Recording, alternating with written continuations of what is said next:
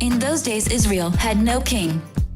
Now a Levite who lived in a remote area in the hill country of Ephraim took a concubine from Bethlehem in Judah.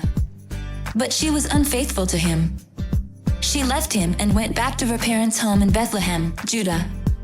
After she had been there 4 months, her husband went to her to persuade her to return.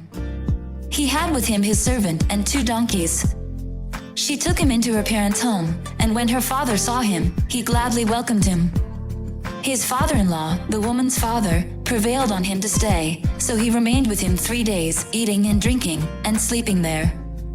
On the 4th day they got up early, and he prepared to leave, but the woman's father said to his son-in-law, "Refresh yourself with something to eat, then you can go." So the 2 of them sat down to eat and drink together.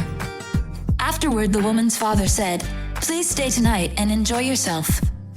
And when the man got up to go, his father-in-law persuaded him, so he stayed there that night. On the morning of the 5th day, when he rose to go, the woman's father said, "Refresh yourself. Wait till afternoon." So the 2 of them ate together. Then when the man, with his concubine and his servant, got up to leave, his father-in-law, the woman's father, said, "Now look, it's almost evening. Spend the night here, the day is nearly over. Stay and enjoy yourself. Early tomorrow morning you can get up and be on your way home." But, unwilling to stay another night, the man left and went toward Jebus, that is, Jerusalem, with his 2 saddled donkeys and his concubine. When they were near Jebus and the day was almost gone, the servant said to his master, "Come, let's stop at the city of the Jebusites and spend the night." His master replied, "No. We won't go into any city whose people are not Israelites. We will go on to Gibeah." He added, "Come, let's try to reach Gibeah or Ramah and spend the night in one of those places." So they went on, and the sun set as they neared Gibeah in Benjamin. There they stopped to spend the night. They went and sat in the city square, but no one took them in for the night. That evening an old man from the hill country of Ephraim, who was living in Gibeah, the inhabitants of the place were Benjamites, came in from his work in the fields. When he looked and saw the traveler in the city square, the old man asked, "Where are you going? Where did you come from?"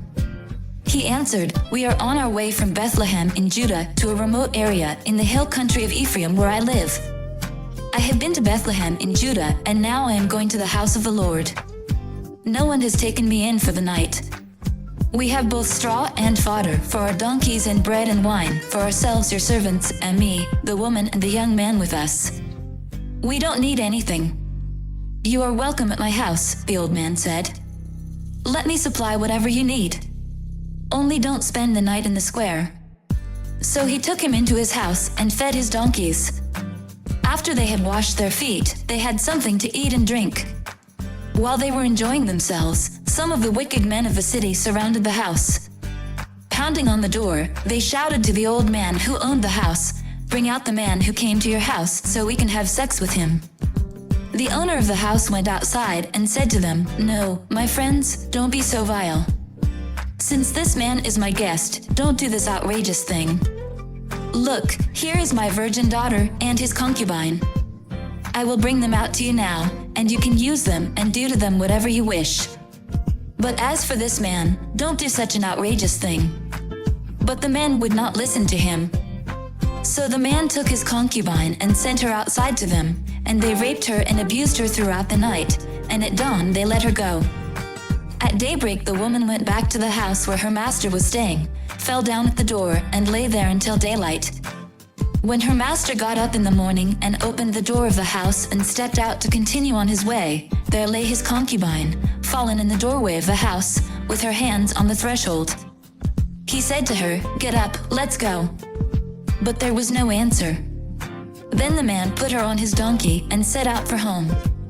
When he reached home, he took a knife and cut up his concubine, limb by limb, into 12 parts and sent them into all the areas of Israel. Everyone who saw it was saying to one another, "Such a thing has never been seen or done, not since the day the Israelites came up out of Egypt." Just imagine. We must do something. So speak up. Come follow me, and I'll send you out to fish for people. I hope and I pray that the Spirit of God, the Almighty, is with you, and that His Son and His Holy Spirit bless you and your family throughout eternity.